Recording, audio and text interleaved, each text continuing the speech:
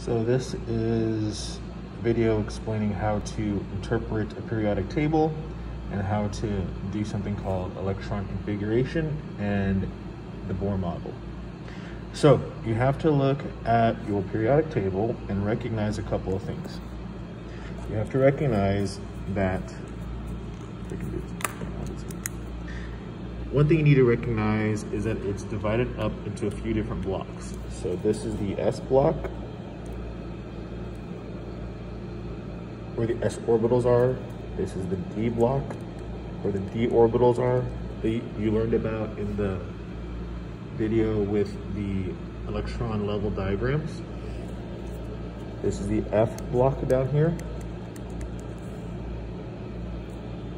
And except for this is helium. It's still part of the S block, technically over here, but it behaves and is part of the noble gas family, which we'll talk about in a bit. So the rest of this is the P block.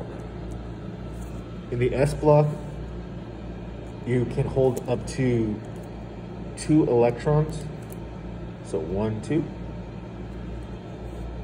D block, it's 10. F block is 14. And P block is 6. What you have to recognize is a couple of things though. So going across from 2S, this is the 2P block, 3S, 3P, 4S, 4P, 5S, 5P, 6P, 7P. However, if you recall from your energy level diagrams, after the 4S, in terms of energy, the next one that's higher up is the 3D. After 5S, it is 4D, 5D, 6D. Notice how it jumps down 1, and then you go across, it jumps back up. So 4S, 3D, 4P. Here, the F block here, even though, so 6S is at a high level, these two down here, they actually kind of plug in over here. But for the F block, it's actually 4F and 5F. We'll try to avoid those as much as we can in terms of electron configuration Bohr models, just for your own benefit, for your own edification. So let's look at a couple of things, and we'll see if we can figure out how to do this electron configuration. So I'll tell you, calcium, the symbol is Ca. It has 20 protons and 20 electrons if it is stable. And calcium is found, I'm going to star this, so calcium is actually this element right here. So I'm going to count. So I have 1s, 1, 2. So I'll start off with 1s2. 2s, 2.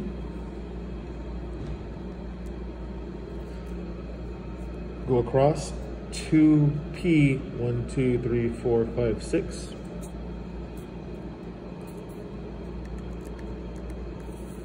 3s2.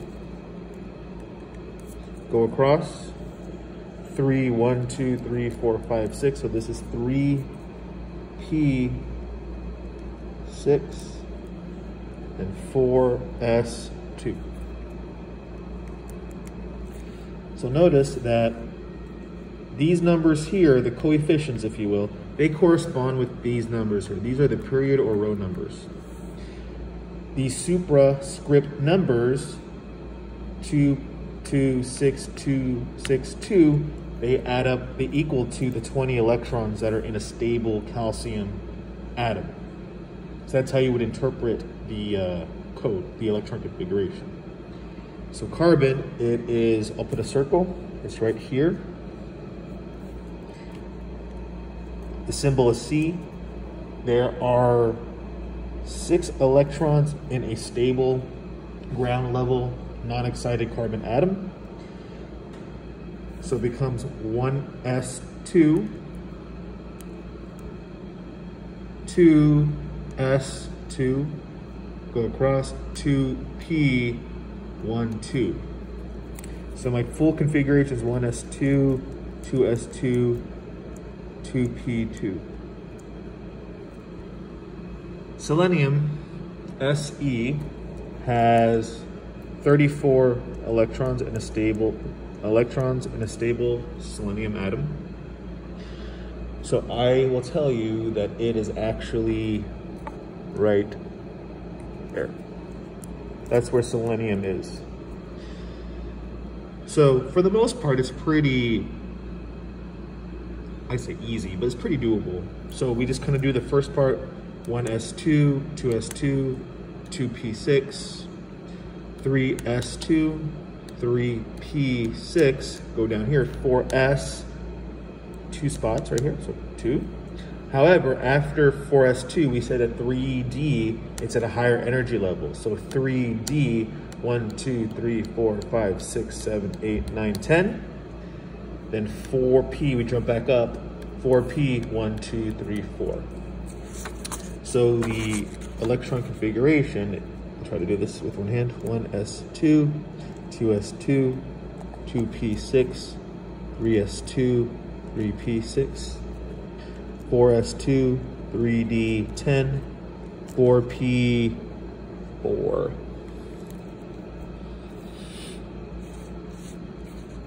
So the full and noble gas configuration. So in noble gas, you'll find them in this last column right here. These atoms, they have what is called a full valence shell. Except for helium, they have a full octet. So octet, that tells you it's 8. So except for this one, they have 8 electrons on their outermost shell. That means that they're stable, and for the most part, they don't want to interact with everybody else. That's why they're called noble gases, because the nobles, in world history type of terms, they didn't want to interact with the peasants. So that's why they got the name noble gas. Luckily for us, we can use this to help abbreviate our elements. So for example, potassium, this is potassium, letter K. Over here, this noble gas, if you look at a periodic table, is called argon. So I'm going to do this really quick. I'm going to write out the full configuration for argon and potassium.